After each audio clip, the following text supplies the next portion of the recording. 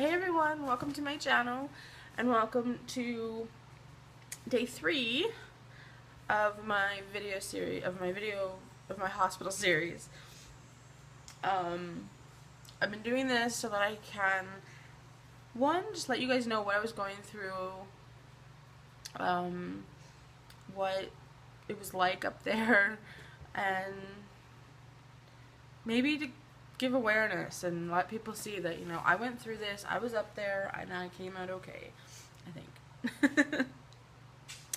Okay, so today I'm going to try to give you kind of details of the 2 rooms that I was in, talk to you a little bit about the 2 roommates I had, and I'm going to talk about my scary blood pressure night. So, first of all, the details of the rooms. The first room I was in was a private room, which was nice, the first night. Then I quickly learned that there's no bathroom, there's no windows in that room. You use a community bathroom, and I was sharing it with I think 6 or 7 men. So the seat was always up. It was horrible. I wasn't there very long, I think less than a week, and then I was asked to move. And I was a little uneasy. I'm like, move where? So she told me where, and I'm like, who's the roommate? She's like, Chelsea. And I'm like, oh, yeah, I know Chelsea. We've hung out and we eat together and whatever, so yeah. You know, that works for me. So we moved all my stuff, and I got settled in, got to know Chelsea a little bit more. My second room is much better. I had a window. We actually had a whole wall of windows, which was fantastic. And we had a bathroom. The bathrooms had a sink and a toilet. They were huge. They were really, really big bathrooms. No shower. As I mentioned in yesterday's video, I'll link the entire series down below, what I've done so far. But the showers were community showers, so had to deal with that. But check out yesterday's video if you haven't, to hear all about that fun experience. And then the room, we had our 2 beds. Chelsea was near the window. But, you know, it's kind of funny, because in real life, there's no way I could live with a roommate. It just wouldn't be happening. No. But in there, it was actually nice, because you had someone to talk to. You had company. You know, if you went to your room, you weren't always by yourself and alone. We kept the curtain open all the time. She had no problem with that, either did I. We had a quick routine down. Yeah, it was good. She was a great roommate. She was actually, I think it was like her second to last night when I had my scary incident. So my blood pressure always runs slightly higher than it should. But being in the hospital, for whatever reason, it was good.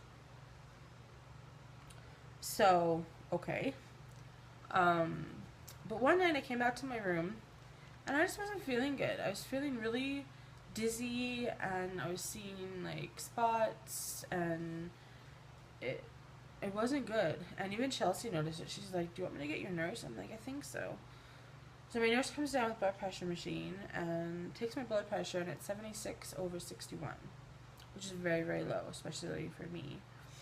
So I don't remember much more of that night. I remember, I know I passed out a couple times.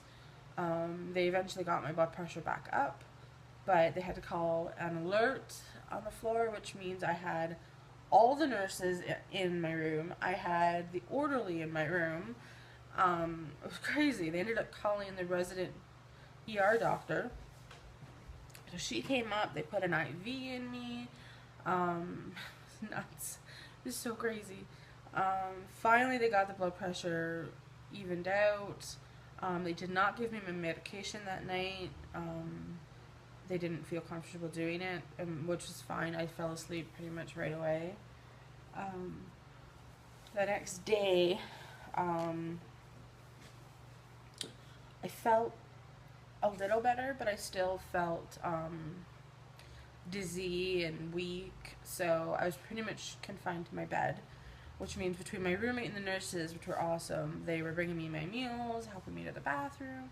Well, by the end of the day, when Dan came up, I was able to walk him down to the door when he left, and I felt okay, a little, like, unsteady, but they have, like a handrail all around the floor, so I just used that, and I was okay. So after that, nothing, I got the IV out finally, and I was fine. My blood pressure went back to normal.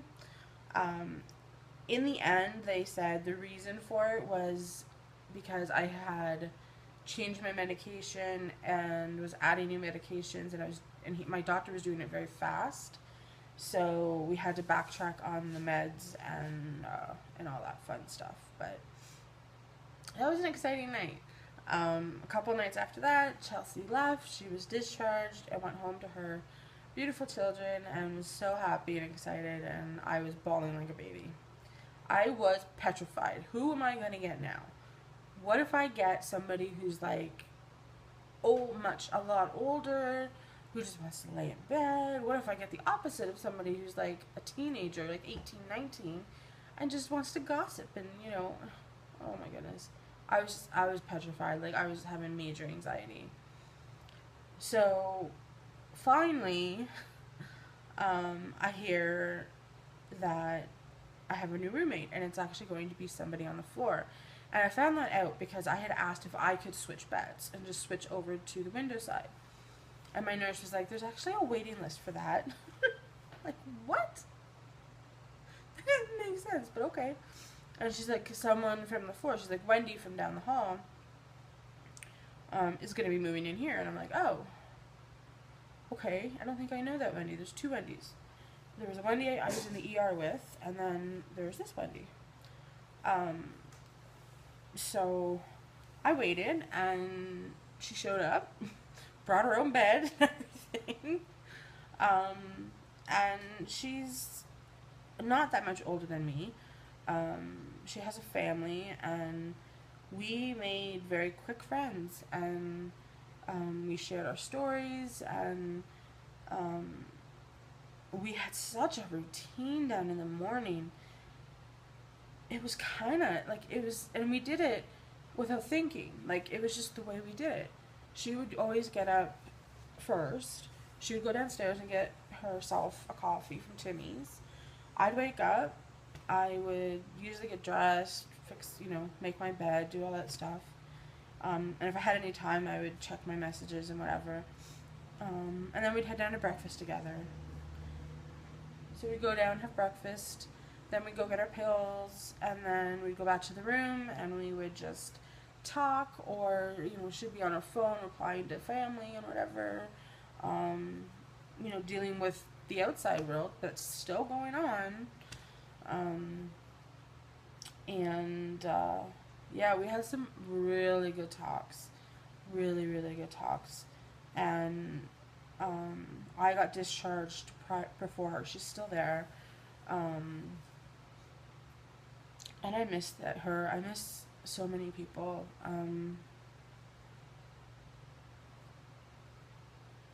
Yeah, I just can't even, like, believe I'm not there. I met a lot of nice people. I've exchanged info with Wendy and Chelsea. Sorry. I exchanged numbers with someone that we had a lot of the same stories. We had a lot of the same feelings.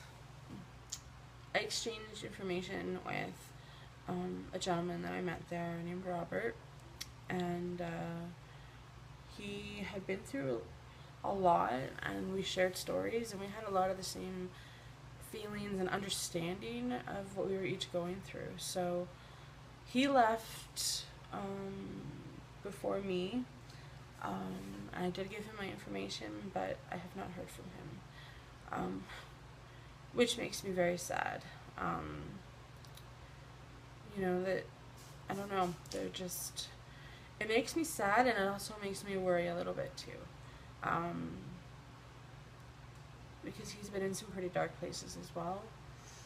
But, you know, you can only do so much. You need to worry about yourself.